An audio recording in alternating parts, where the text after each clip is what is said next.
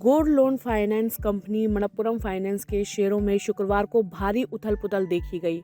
RBI द्वारा ban capital के साथ प्रस्तावित सौदे को मंजूरी न मिलने की खबरों ने निवेशकों को डरा दिया, जिससे शेयर 10% तक लुढ़क गया। हालांकि कंपनी ने इन खबरों को अफवाह बताते हुए स्पष्ट किया है कि वे अभी भी अंतिम मंजूरी का इंतजार कर रहे हैं और मैनेजमेंट में बदलाव की अनुमति उन्हें पहले ही मिल चुकी है। मनप्पुरम फाइनेंस के शेयरों पर एक मीडिया रिपोर्ट्स ने तगड़ी स्ट्राइक की और यह 10% टूट गया।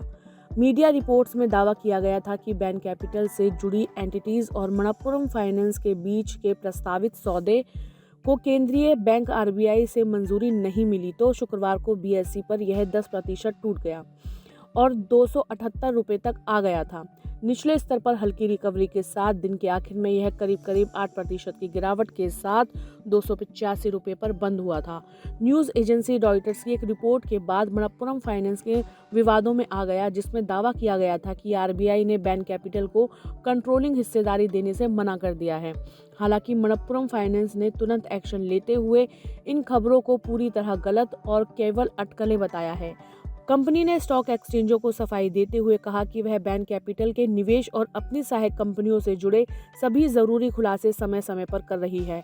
कंपनी का कहना है कि वह नियमों की पूरी तरह पालन कर रही है और पारदर्शिता बनाए हुए है। कंपनी का कहना है कि इसे मनप्पुरम फाइनेंस के साथ साथ आशीर्वाद माइक्रो फाइनेंस और मनप्पुरम होम फाइनेंस के मैनेजमेंट में बदलाव की पहले ही मंजूरी मिल चुकी है।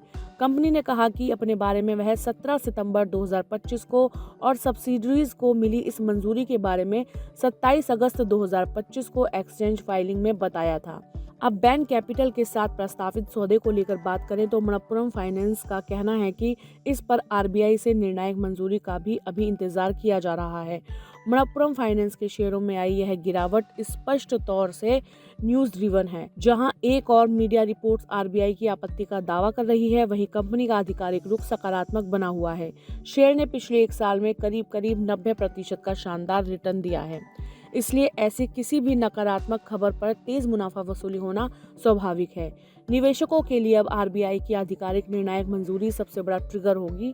यदि डील को हरी झंडी मिलती है तो शेयर दोबारा रिकॉर्ड स्तर को पार कर सकता है।